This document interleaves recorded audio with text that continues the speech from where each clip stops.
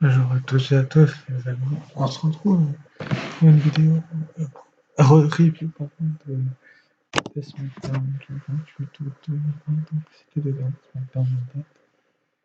Donc, je m'étais hier soir. Petite nouveauté sur la chaîne, les amis. Je préfère le dire maintenant.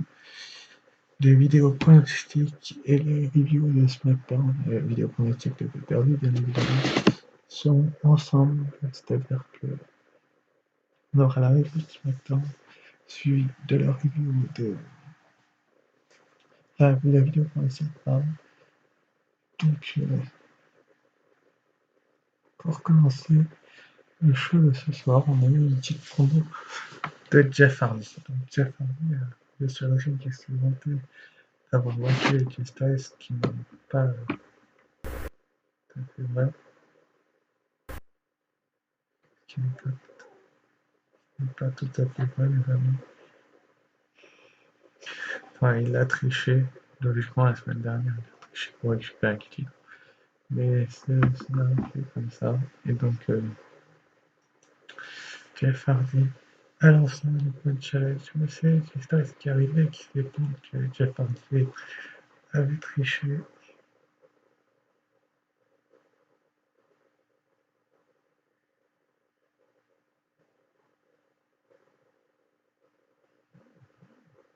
C'est arrivé à tricher et finalement Jeff Hardy qui contredit AJ Styles. C'est vrai, pas très fait sur la part d'Hardy de contredire AJ Styles. Effectivement, il a triché, etc. Mais c'est peut-être pour mener le scénario. Et l'Open Challenge finalement a été accepté par Shinsuke Nakamura, qui a dit qu'il y a une chance au titre intercontinental de Jeff Hardy. Shinsuke Nakamura. Comment je peux vous expliquer ça? Le match n'était pas hyper bon, si vous voyez ce que je veux dire. Il n'était pas terrible. Mais Jeff Hardy, avec son souhait tellement à conserver son titre, et il a triché encore avec un coup de enfin, son objet, il a eu un peu son médecin, lequel médecin de la revue, franchement, je ne sais pas quoi dire, parce que Jeff Hardy, on sait tous qu'il est en fin de carrière, que ce run, c'était son dernier run en tant que champion. Et c'est un petit peu bizarre. Mais,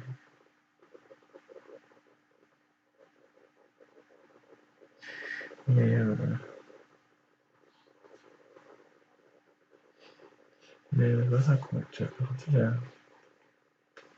a donné tout ce qu'il a pu sur l'analyse du match. Et Shinsuke Nakamura a essayé de tricher à plusieurs reprises également. Mais en simple, Jeff Hardy a toujours des méthodes un petit peu tricheuses. Mais après, c'est peut-être le personnage qui est comme ça. Mais voilà, quoi, faut voir ce que ça va donner par la suite. Ensuite, après, on a eu du coup Sami Zayn qui arrivait sur la route et il était de retour avec le titre de champion interclassique.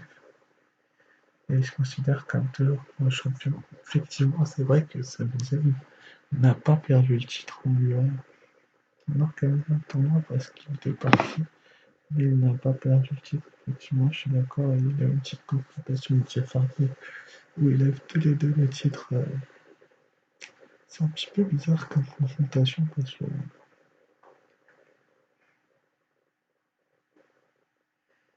voilà quoi. Comment je peux expliquer ça? C'est bizarre parce que Jeff Hardy a, comment dire, eu d'autres trucs qui fait tout ce qu'il pouvait, pardon. Mais après la confrontation, finalement, il y a eu un Hell Kick de Samuel sur Jeff Hardy pour le mettre au sol. Et après il a qualifié Jeff Hardy qui était Starman. Et il est maintenu qu'il était le champion, effectivement. Comme je l'ai dit, il est toujours champion intercontinental. Il n'a pas perdu le titre.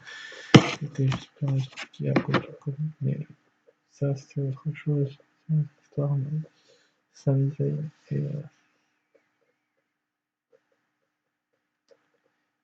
est en grande difficulté, c'est voilà ce que je veux dire. Enfin, ça en a déjà sorti plein de difficultés sur le dire, et c'est vraiment dommage parce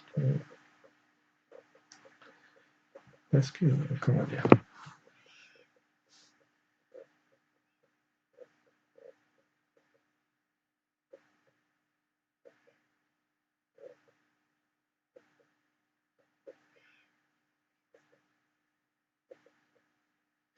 voilà ce que j'ai à dire sur ce premier match. Ensuite, après, on a eu le Firefly Funhouse de Bray Wyatt pour le nouveau champion universel, ceux qui ne le savent pas. Puis, depuis SummerSlam, pardon, je vais dire Payback, c'est ce week-end, depuis SummerSlam, où et alors, c'est arrivé pour lui faire signer le contrat. Et il a signé. Et pour Postman Pierce, c'était un petit peu le journal, enfin, comment on peut dire ça? Pas le journalier, mais le, comment tu peux dire ça? Le livreur de colis. Euh, il a très bien joué son rôle, Adam Pearce, et il a réussi à faire signer Bray Wyatt. C'était pas simple du tout. Il a réussi à convaincre de signer. C'est vrai que c'était un bon segment. C'était une bonne Firefly Funhouse, mais il faut voir dans les prochaines semaines ce que ça peut donner. Parce que beaucoup de gens pensent que bon, le film est détruit. La preuve que non, il est redevenu champion universel. Et dans cette Firefly Funhouse, il a réussi à faire un bon segment. Un excellent segment même, je dirais. Et c'est pas bête du tout de faire un excellent segment avec lui, parce que bon, le film, on sait tous, c'était un personnage de maniaque, etc. Mais il a montré aux gens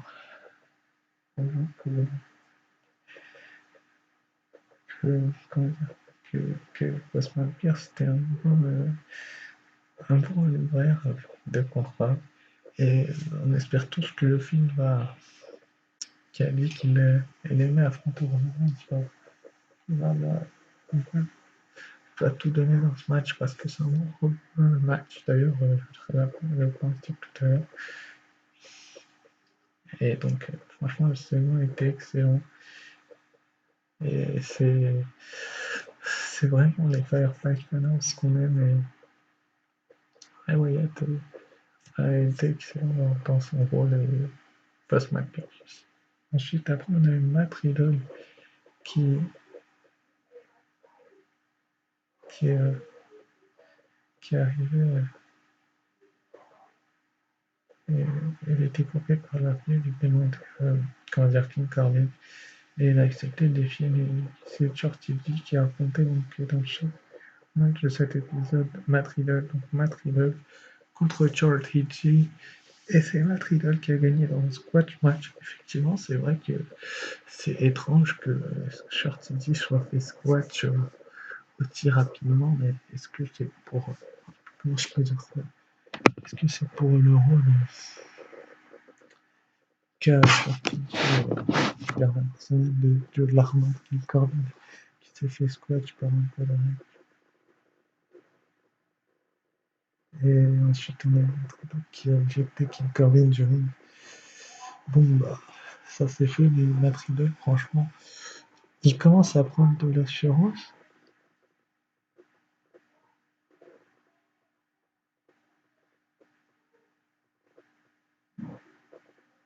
Il commence à prendre de l'assurance comme je suis en train de dire. Et c'est tant mieux pour lui de prendre de l'assurance parce qu'il n'y a pas beaucoup de gens qui prennent l'assurance de que King Corbin.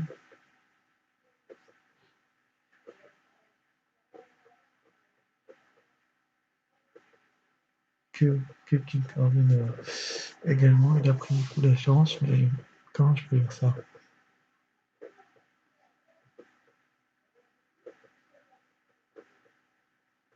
Ils ont tous les deux pris beaucoup d'assurance et c'était vraiment génial de prendre beaucoup d'assurance. Et Keith Corbin, ensuite après, a fait une promo coulisses. Et il avait sorti déjà Payback. Le match est officiel et je donnerai mon avis sur cette storyline, mais je suis pas super heureux de cette storyline. Ensuite, après, on a eu Sacha Banks et Bailey qui a croisé Biggie en plus. J'ai envie de ne pas trop tenir compte des commentaires des amis. Certaines personnes ne sont pas qu'elles sont championnes par équipe. Et sans réaliser que ça pouvait toucher Sacha Banks. Effectivement, c'est vrai que ça l'a touché un petit peu. Biggie l'avait vu, mais bon, c'est comme ça. C'est comme ça, c'est la péripétie, mais Sacha Banks et Bailey sont très provocatrices. Voilà, je cherche le mot. Et ça, c'est pas bon du tout pour elle. Elles ont l'influence sur un peu. J'espère qu'elles vont gagner mon gardien. Et alors tout à l'heure, aussi, ensuite après, elle a cherché à sortir Roman Reigns, mais celui-ci n'a pas répondu. C'est pas très organisé qu'il va.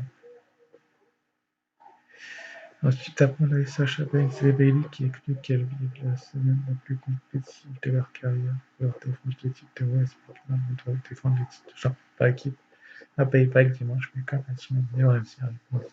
Il y a aussi une désir contre Asuka.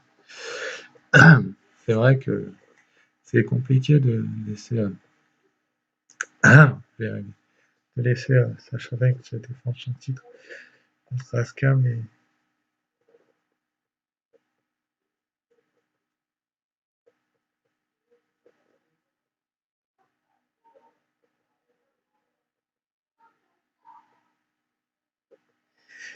comment je peux dire ça, mais elle est arrivée là, je peux le voir, je sais pas ce qui se passe.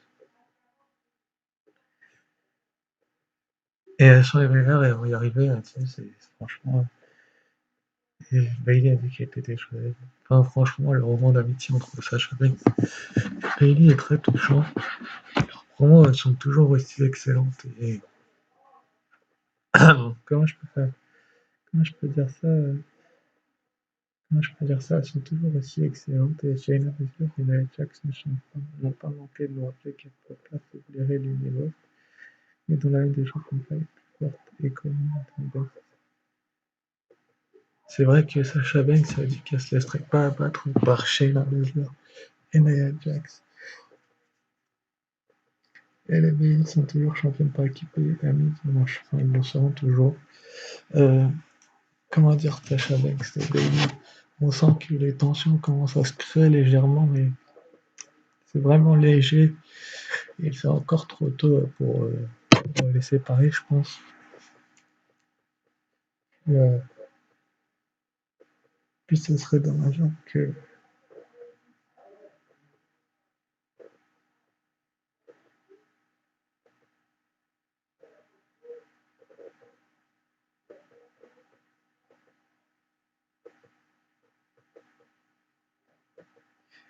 Et du coup, c'est excellent ce que réalise Sacha Banks et Bailey comme promo.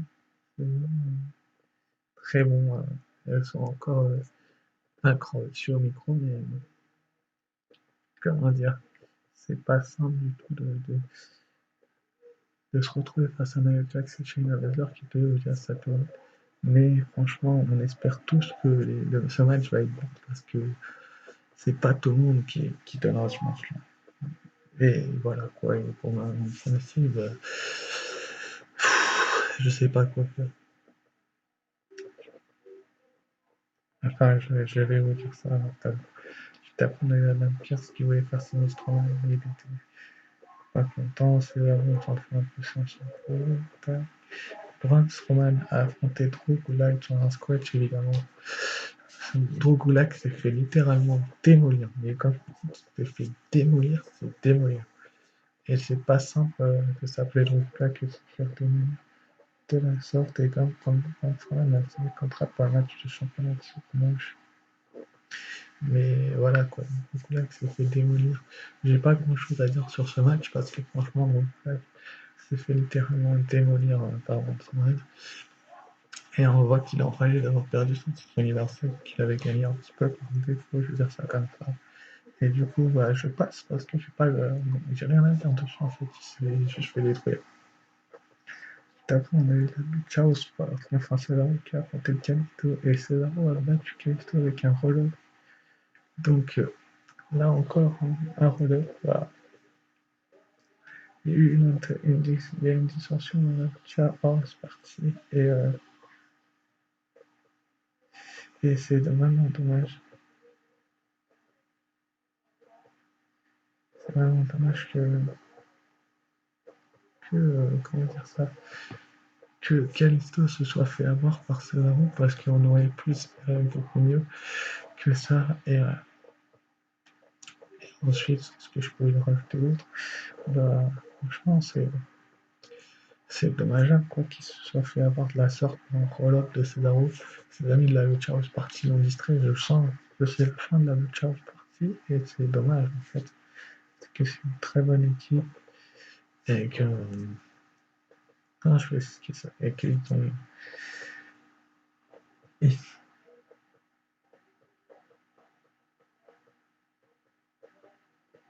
et qu'ils ont simplement fait un très bon match tous les deux, mais Cesaro était plus malin, voilà, c'est tout ce que j'ai à dire. Juste après, Tampere s'est fait rejeter par Vince McMahon, il lui reste une cure de Reigns. Il ne m'a pas mis après son contrat avec le film, mais ça, on peut ajouter ça. Je me suis fou. Adam Pierce trouve enfin Roman Reigns, et il veut le lire, Roman Reigns, le contrat. Et ensuite, après, on a eu Heavy Machinery et Biggie qui ont battu Miz, Morrison et Sheamus dans le main event avec un bingo de Biggie sur le Miz. Encore un très bon match, mais c'est dommage encore une fois que dans ce main event là, bon, pas de rétribution, tant mieux, j'ai envie de vous dire, parce qu'on en a un peu marre, qu'ils soient là toutes les semaines, toutes choses. Parce qu'ils seront en haut par avoir, mais ce serait plus conséquent qu'ils reviennent la semaine prochaine à SmackDown, par exemple. Mais voilà quoi, mais c'est pas simple de s'appeler la rétribution et de ne pas pouvoir rentrer dans la salle où la sécurité a bien surveillé tout simplement, mais on considère que ce sera une leader ou non. Mais bon, Biggie et les machineries ont totalement donné Miz, Morrison et Sheamus qui a laissé tomber son équipe. Je tiens à le préciser quand même parce que c'est assez surprenant de sa part. Il fait pris Morrison dans le coin par Tucker, il est tombé, il a laissé Miz et Morrison tout seul. Et à 3 contre 2, c'était sûr que Biggie et les machineries auraient gagné. Et c'est Biggie qui a donné la victoire depuis que Kofi Kingston n'est plus là. Il domine Biggie et c'est vraiment super qu'il le fasse parce que c'est pas donné à tout le monde de donner un petit push à Biggie. Et franchement, c'est super.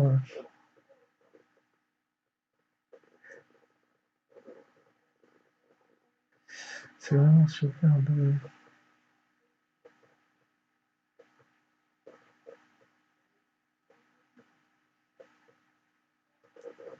c'est vraiment super de la part de Biggie d'avoir fait un sacré match avec Kevin McMahon. Pas de Mendios dans cet épisode, malheureusement, est-ce qu'elle est, on ne sait pas, peut-être qu'il attend le retour de Baby, on verra bien. Dans les prochaines semaines, ou alors en prochain avec Baby, peut-être un peu plus tard, on verra bien. Mais en tout cas, c'était plutôt cool ce main event. Et puis ensuite, après, on a eu Roman Reigns qui était avec Adam Pearce et il a dit qu'il ne signerait pas le contrat. Euh, après avoir eu le contrat, il sera qu'il sera lui qui remportera son titre de champion. Ce n'est pas une position spoiler. La caméra des deux montrera leur poing à ses côtés. Il y a surtout un nouveau champion, une nouvelle producteur de. C'est vrai que Roman Reigns vient de turner heel et que visiblement Paul Heyman désormais est associé à lui. Ça promet quand même pas mal de choses dans les prochaines semaines.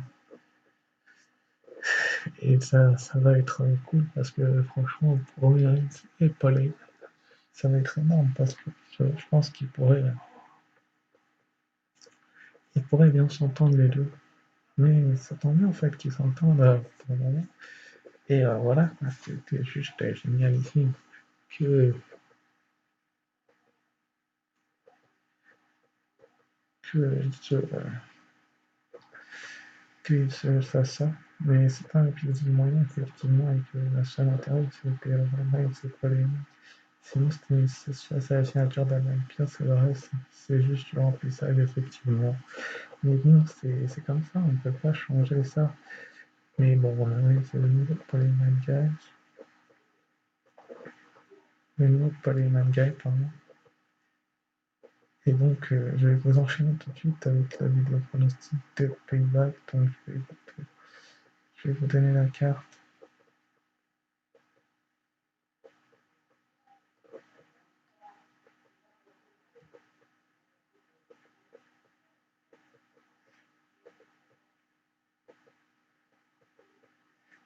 La carte, là, voici. Donc, pour commencer, je pense, on peut commencer par le Matt Riddle King Corbin. Donc, Matt Riddle King Corbin à Payback. La rivalité est dure depuis des semaines et des semaines et des semaines et des semaines. On a bien vu que King Corbin avait le dessus la plupart du temps avec un coup d'avance sur Riddle, mais je pense que la Matt Riddle va obtenir sa vengeance parce qu'il le mérite et qu'il a besoin de vengeance dans les prochaines semaines pour, euh, pour tout simplement montrer aussi à King Corbin que c'est un très bon catcheur. Je pense que la Riddle va se venger et qu'il va gagner donc ce match du côté Payback. Donc on voit aussi qu'il s'oriente sur Matt Riddle pour la raison que je viens de dire. Ensuite, après Tag Team match, Rollins, non, c'est ça, Rollins en a fait contre Rey Mysterio et Dominic Mysterio. Donc là, on a bien vu que Retribution a agressé Rey et Dominic au dernier Raw. Est-ce que Retribution va encore intervenir dans ce match-là? Faudra voir, mais je ne pense pas qu'ils vont intervenir. Donc Retribution n'interviendra pas. Je dirais Rollins et Murphy ont quand même eu beaucoup de dessus ces dernières semaines. Il serait temps de mettre en avant petit Dominique qui sont pas pareils, qui est en fin de run ces derniers mois et qui a besoin de victoires pour, euh, pour tout simplement revenir sur le devant de la scène. Ils vont en plus s'affronter à Raw, Mysterio et Rollins. Donc je pense qu'ils vont faire gagner Mysterio et Dominique pour que Rollins ait envie de se venger tout simplement au prochain Raw et qu'il le fasse gagner. Mais Rey Mysterio et Dominic ont gagné pour moi parce qu'ils ont été trop maltraités ces dernières semaines. Et donc, c'est pour cette raison-là que je les vois gagner. Juste après, on a Apollo Crews contre Bobby Lashley pour le titre des États-Unis. Donc là, Apollo Crews et Bobby Lashley sont deux excellents talents.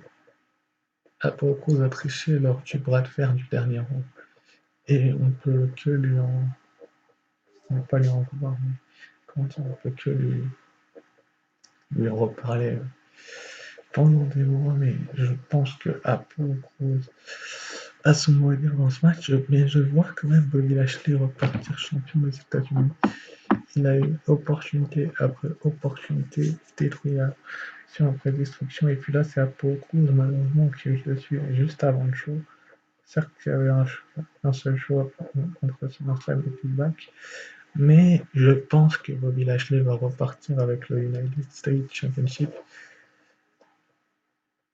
Il va retourner dans le match. Alors, le plus mieux, c'est Bobby Lashley parce que tout simplement, Bobby Lashley a besoin d'un run et de montrer des structures comparé à Apollo Crews qui a. Comment je peux vous dire ça? Qui a. Qui a pas besoin d'être montré comme ça. Bobby Lashley, lui, en a besoin. Et donc, c'est pour cette raison-là que je le vois gagner le titre. Et puis voilà, quoi. C'est tout ce que j'ai à dire sur Apollo Crews.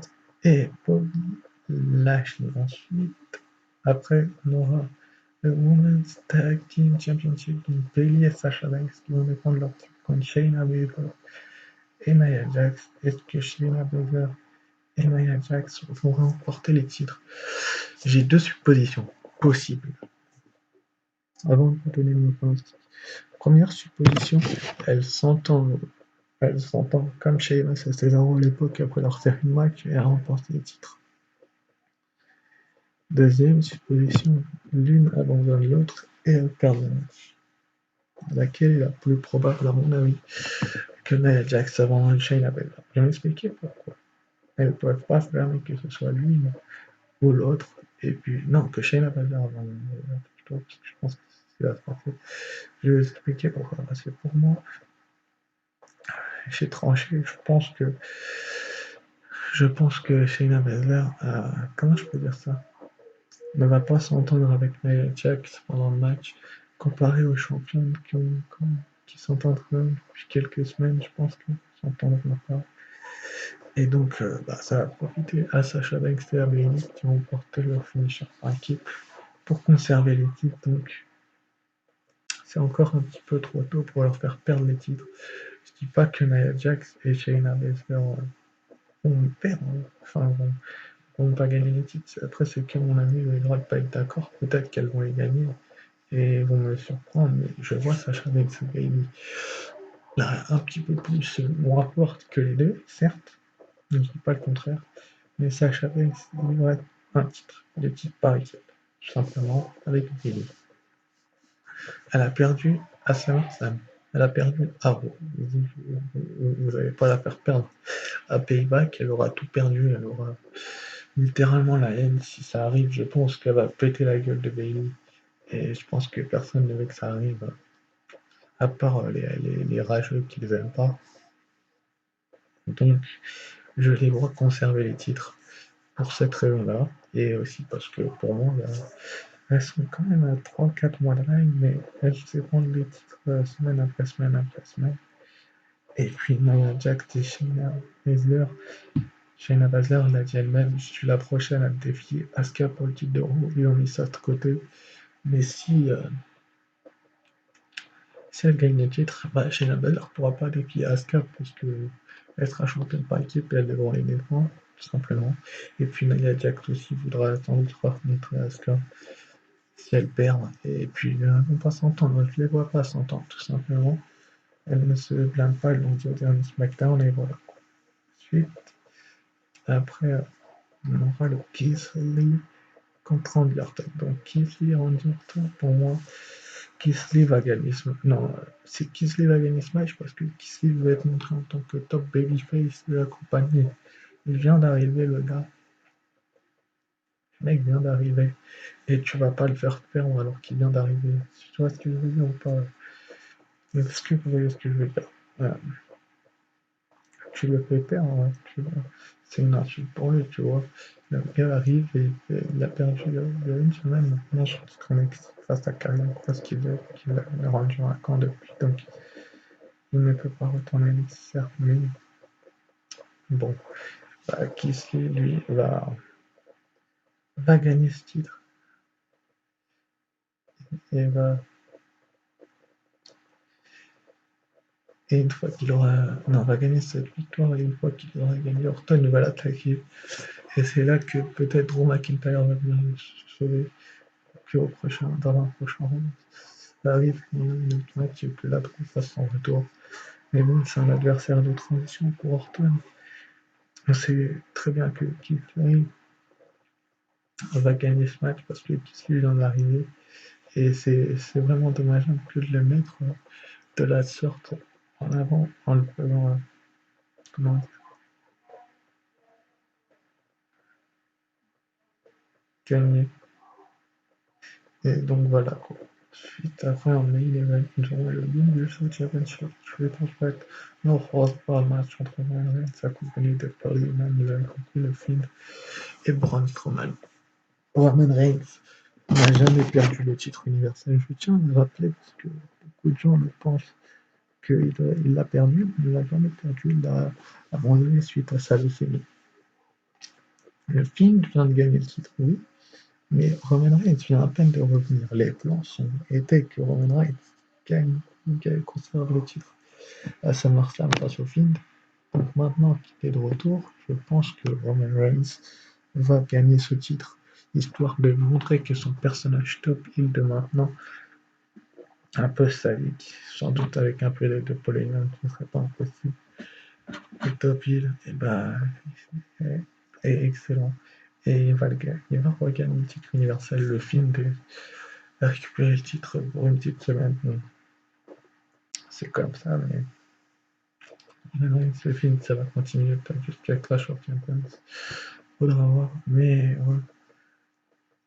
Roman Reigns est revenu en tant que heel, mais en tant que destructeur. Il l'a marqué même sur son t-shirt. Il l'a dit à SmackDown. Et c'est pour cela que je le vois vainqueur.